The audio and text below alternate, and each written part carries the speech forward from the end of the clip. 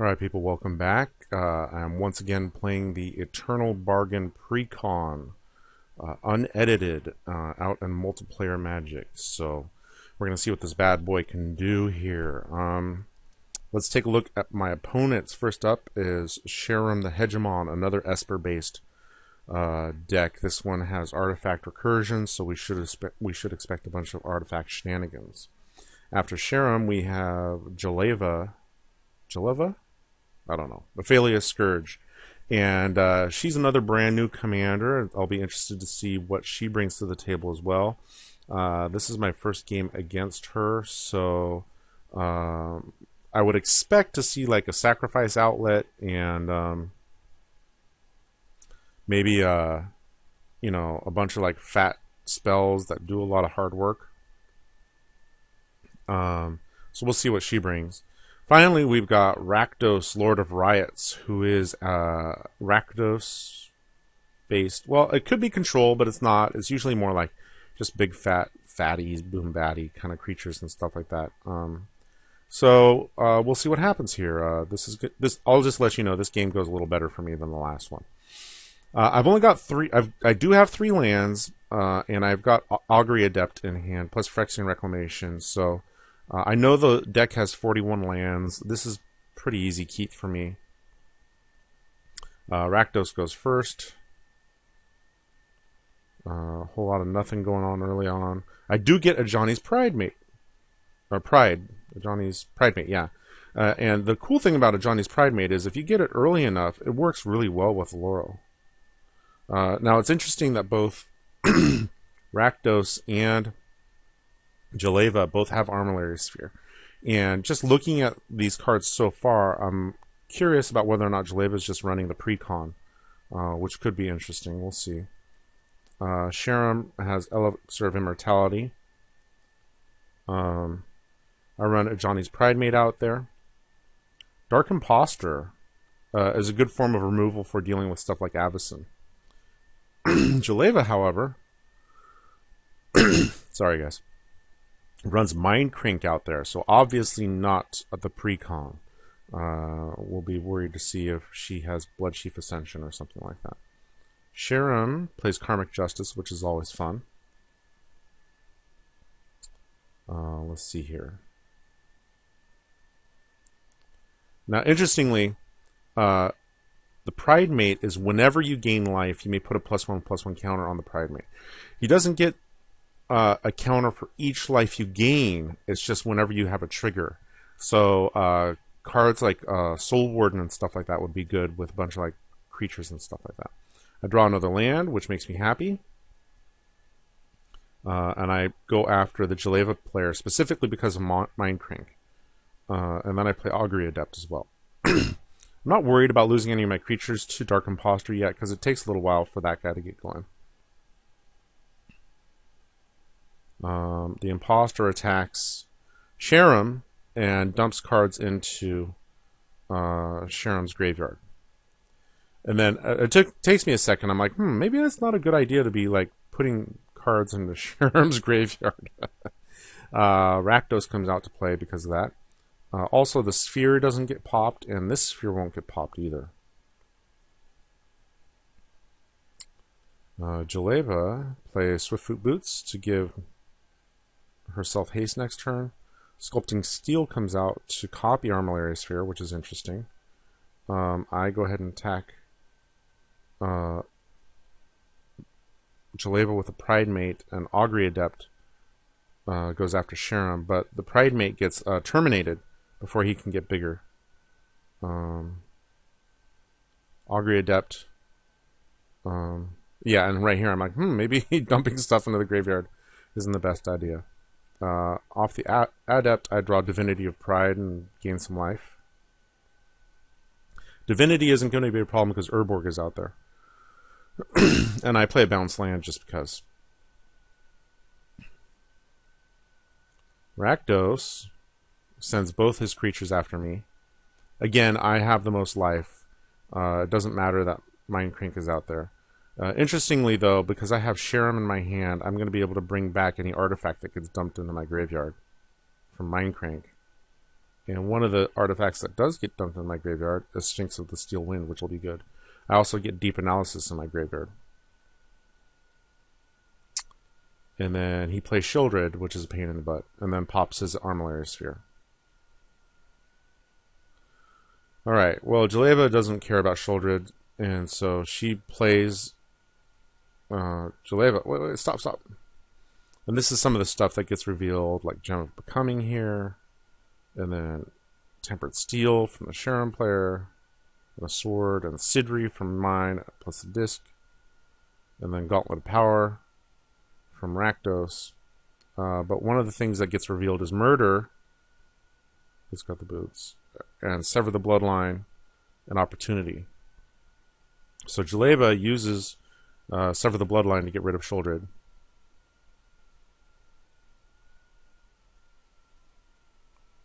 Sharuum does nothing. I pay 2 life to get Wall of Reverence back in my hand because I like gaining life.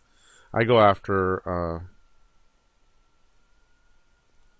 Jeleva and draw Dromar's Charm.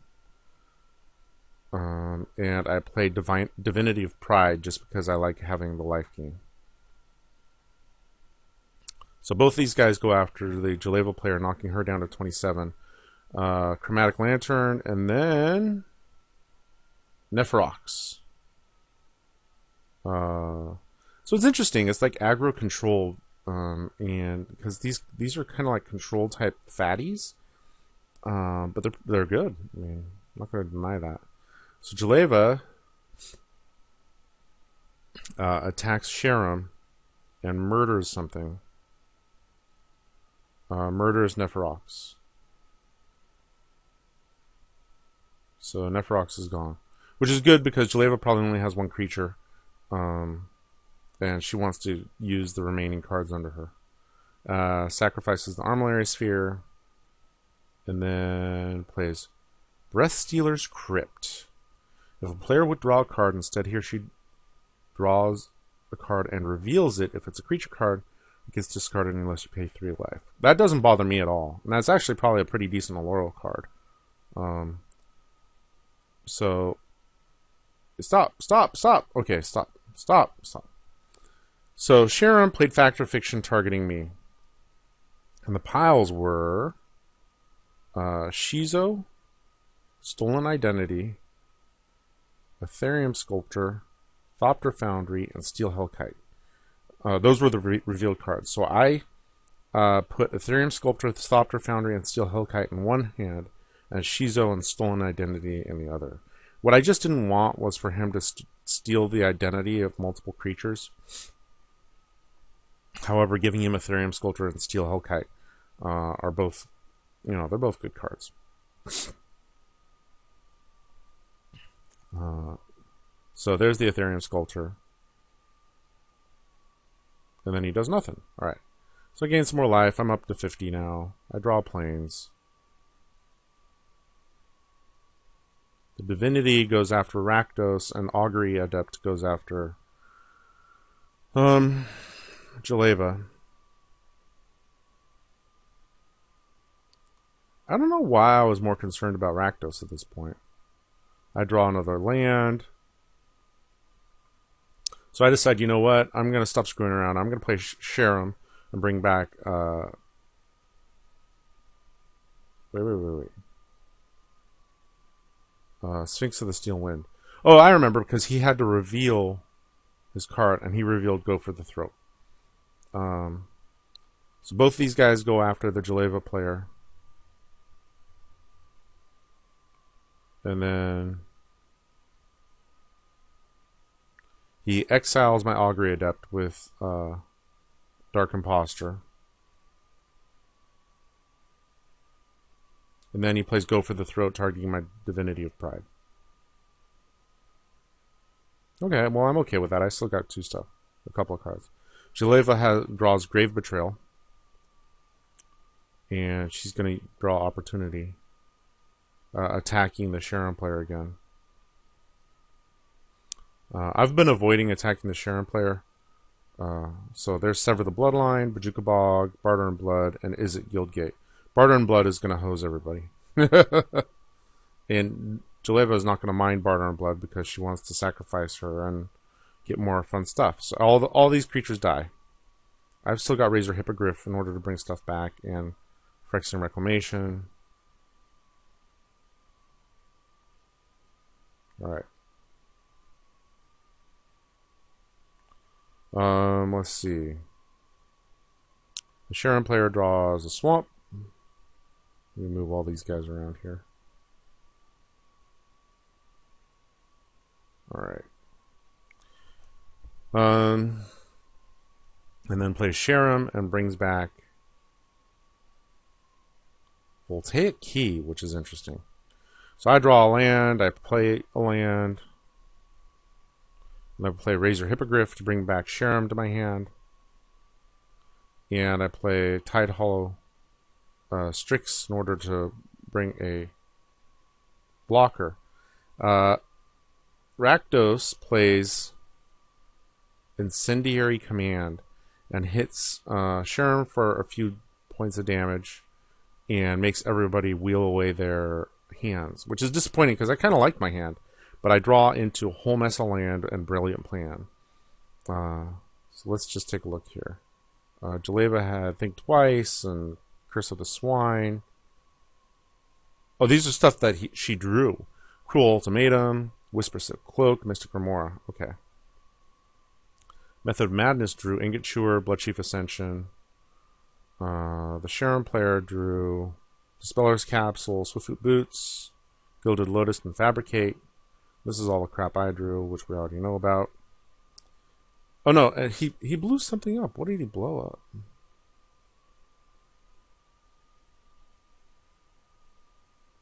It wasn't Mindcrank. I don't know. He blew something up. I missed it.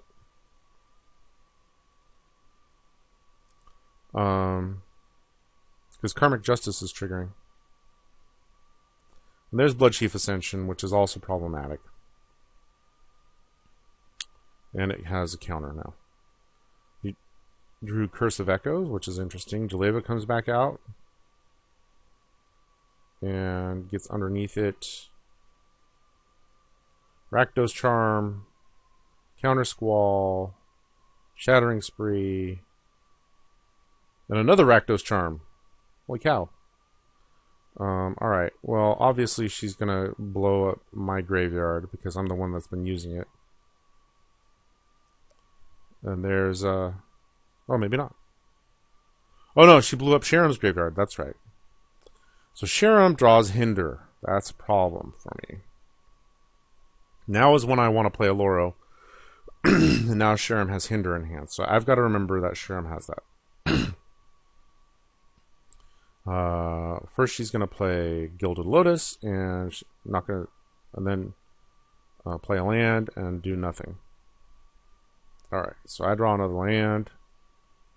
I cycle something, and I play Tempt with Immortality, or I get Tempt with Immortality. So I'm like, cool, tempting card, right?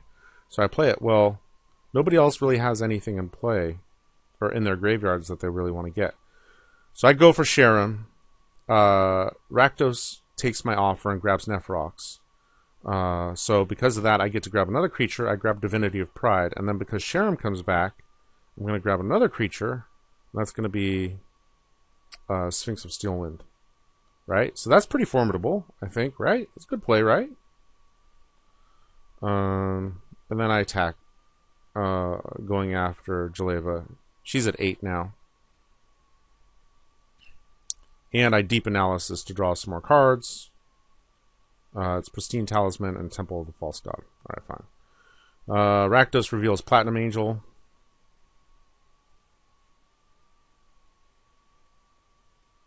And then plays Sever the Bloodline, targeting Sharuum. Which gets rid of both Sharuums. And then Ingot Chewer, getting rid of Mindcrank. And I'm happy about that. And then attacks the Jeleva player with Nepharox, killing off Jeleva. Jeleva draws Is It Boiler Works. And then as a final FU, Jeleva plays Curse of the Swine, taking out all my freaking fat. So annoyed. I hate pigs. I hate them so much. I hate Curse of the Swine so much. So Jeleva quits right after that. Oh, I hate it so much. So there's Aloro. Oh, okay. So Sharuum used his Dispeller's Capsule to get rid of my Phyrexian Reclamation. Sharuum still has Hinder. Sharuum's at 31. I am at 63. And Rakdos is at 31. Has some extra mana with Voltaic Key and Gilded Lotus. Draws Aethersworn Canonist. Or searches for it or something. Oh, fabricates for it. My bad. Okay. I draw Reckless Spite, which isn't going to help me right now. I decide I'm going to attack the Rakdos player with all of them. All my stupid little pigs. And then I go ahead and play Brilliant Plan to draw some more cards. I got I play Pristine Talisman. I play a Guildgate, and I'm going to have to discard a land. The Ascension now is fully charged up. So he's going to start gaining life now. He's at 20. Was at 29, now at 31. Luckily, Sharuum can bring the Dispeller's Capsule back. There's Platinum Angel. And they're talking about how Pristine Talisman works really well with Laurel. Up here. Sharuum still has the Hinder.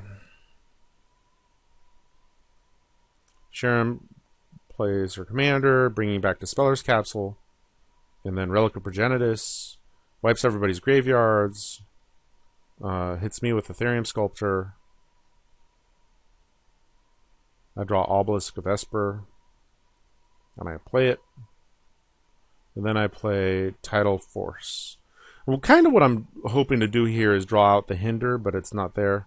Then I play another land, and I send all these guys after the Sharuum player. The Tidal Force doesn't work well in this deck, from what I've seen so far. I mean, yes, I tapped the Platinum Angel. There's Steel Hellkite. Dispeller's Capsule goes after Bloodchief Ascension. I tap down the Gilded Lotus. Or I try to tap it down. He uses Academy Ruins to grab the Dispeller's Capsule back and plays it. And I accidentally untap the Gilded Lotus. I don't know why. Swiftfoot Boots comes out and goes off on Sharuum. No attack, though. So I'm still gaining life. He still has Hinder. I tap down the Hellkite. I spread out my attacks a little bit. Oh yeah, this is a mistake. So I send the Tidal Force after Sharuum. He blocks with both his dudes. He forgets, as do I, that Eiganjo Castle is out there. If he wanted to, he could have saved his Sharuum. But they both die. The Force dies. And then I Reckless Spite the two artifact creatures that Rakdos has. And then I play a land, and then I Survival Cache, I think. Oh no, I play Cradle of Vitality, that's right. And then I Survival Cache. And I use the Cradle to make one of my boars big. I've got Toxic Deluge in my hand, and I'm waiting for like some more big beats to come out. There's Harvester of Souls.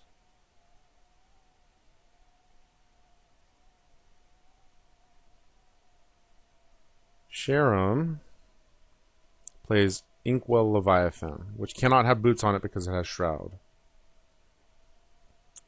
My cache, Survival Cache rebounds. I gain some more life. I make my pig bigger. I draw another swamp.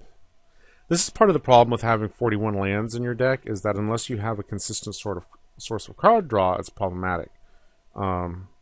Usually Allura will get you through all that, but stop. But I can't play Allura because of the Hinder over here. So I play Limdul's Vault.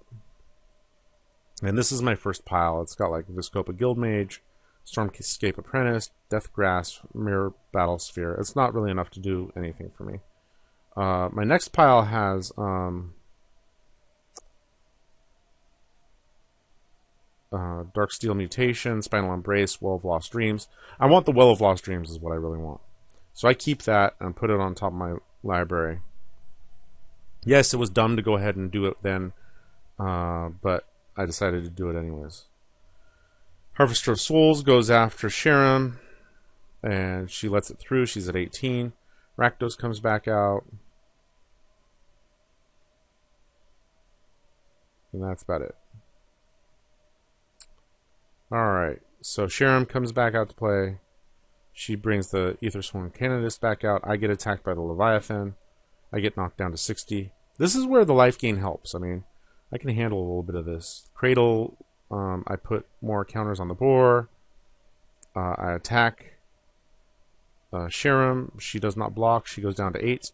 And then I bring out the Well of All Streams. And that finally brings out the Hinder.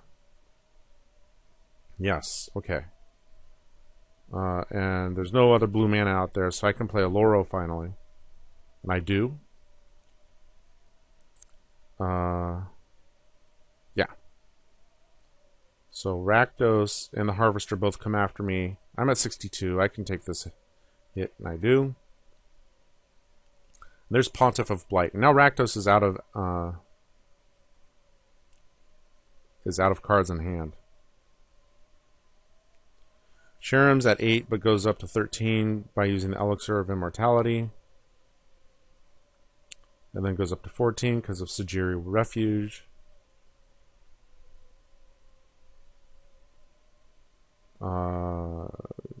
She ends up using Dispeller's Capsule to get rid of my Cradle Vitality. In response, I tap Pristine Talisman, and I draw a card, and I drain people, and I've got Spinal Embrace. I get attacked by Inkwell Leviathan. I go down to 45. I gain 2 more life from Loro. I go ahead and drain people. I draw another card. First, I Spinal Embrace Sharuum, and I attack all out almost against Sharuum. She Pongifies. Oh, it's interesting. So I sent my big fat boar after the Rakdos player, and she Pongified my big fat boar, and I think she assumed that I was attacking her with everything. But she wasn't. So that helps out the Rakdos player a little bit. That's just my guess, unless she meant to do it. I don't know. But I have enough dudes going after her to not quite take her out. She's at 4. Harvester lets him draw a card. I put Darksteel Mutation on the Harvester because I don't want him drawing more cards. And then I sacrifice Sharuum, and I draw another card off that and gain some more life. Sharuum's at 3. Rakdos is at 26. Rakdos attacks me for another 6, so I've got 12 commander damage from Rakdos. Now he's going to start using Extort with Pontiff because he's got nothing else to do. I draw into Azorius Herald using my Pristine Talisman, and the Extort triggers plus my Loro trigger kill off the Sharuum player. There's a lot of dudes coming out from the Rakdos guy, so I think I'm going to finally use Toxic Deluge. There's Avatar of Woe. So I'm going to draw a card off him first. I'm going to attack with everything, which I do. He blocks everything, and I kill some stuff off, including Loro. So I finally... Oh, yeah, okay, stop. So this is something to keep in mind. When you cast Toxic Deluge, what you have to do is when you pay life on MTGO, you've got to click on your life total. That's how much life you do it. So each time you click, it's going to reduce your life total by 1 until you get to the life total you want to use. So I did it for 7, knocking Rakdos down to 30, and I'm at 38. The Extort thing really helped Rakdos out, actually. But I've got enough mana. I can cast a Loro again.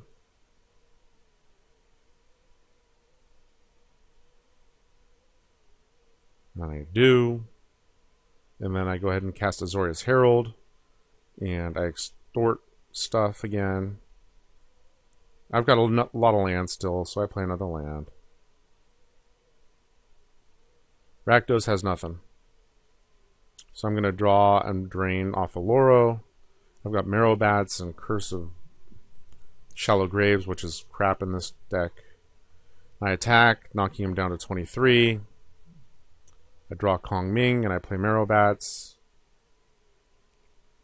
And Rupture Spire. And I draw another card and drain, and there's Nihil Spellbomb. Okay, so this is problematic. First, he plays Sire of Insanity. which means I'm going to lose my Tower Gargoyle and Kongming, which is kind of frustrating, but whatever.